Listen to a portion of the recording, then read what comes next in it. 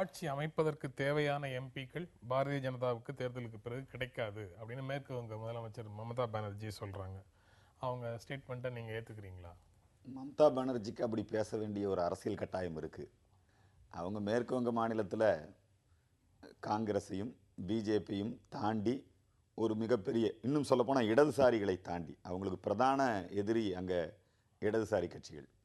அவற்றை தாண்டி அவர் அங்கே ஒரு பெரிய வெற்றி ஈட்ட வேண்டும். அங்கே ஒரு வலிமையான ஒரு அமைப்பு தான் தொடர்ந்து அவங்க ஆட்சி பொறுப்பில் இருக்கிறாங்க. அது மட்டுமல்ல, அங்கே கணிசமான முஸ்லீம் வாக்கு வங்கி இருக்கிறது. அவங்க நிறைய இந்த மைனாரிட்டி அப்பீஸ்மெண்ட் அந்த அரசியலில் இப்போ ஈடுபட்டுக்கிட்டு இருக்காங்க மம்தாமா. அதனால் அவங்க இப்போ தேர்தல் நேரத்தில் நான் பிஜேபி ஆட்சி அமைக்க முடியாதுன்னு தான் அவங்க சொல்லுவாங்க. ஆனால் தேர்தலுக்கு பிறகு இந்த நிலைமை எல்லாம் மாறும். அவங்க பிஜேபி காங்கிரஸ் ரெண்டையும் தான் விமர்சனம் பண்ணியிருக்காங்க.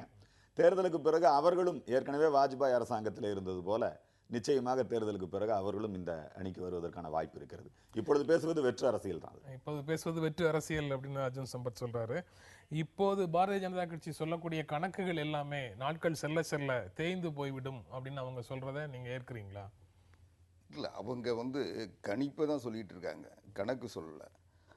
நீங்கள் பார்த்தீங்கன்னா அவங்க முதல்ல பாரதிய ஜனதா கட்சி 272 அவங்களுடைய கணிப்பு, பாஜக கணக்கு வச்சிருக்கு, நாங்க இவ்வளவு தூரம் வெற்றி பெறுவோம். அதுதான் சொல்ல வரேன். அதாவது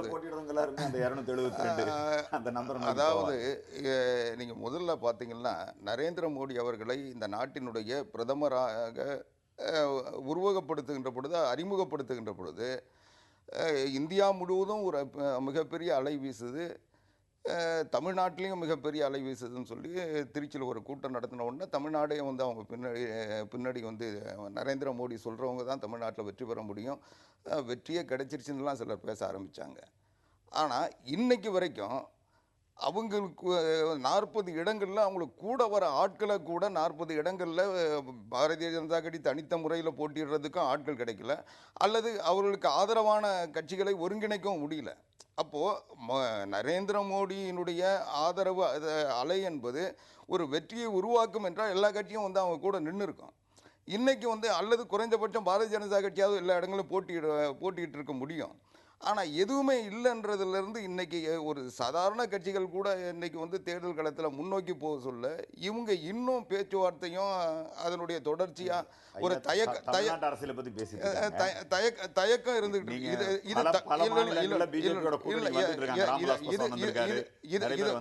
இதுதான் தமிழ்நாட்டினுடைய நிலை மட்டும் இல்லை, இது போன்ற எல்லா மாநிலங்களும் இன்னைக்கு பாரதிய ஜனதா கட்சிக்கு எப்பவுமே செல்வாக்கு உள்ள ஒரு 5-6 மாநிலங்களை தவிர மற்ற மாநிலங்களில் எல்லாம் இன்னைக்கு இதுதான் நிலைமை. இன்னைக்கு நீங்க பீகார்ல ராம்விலாஸ் பாஸ்வான் வர்றதை சொல்றீங்க, இங்க மறுமலர்ச்சி திராவிட முன்னேற்ற கழகம் இவங்க கூட வர்றது, பிஜேபியோட வர்றது எப்படியோ அதே மாதிரி தானே அதுவும்.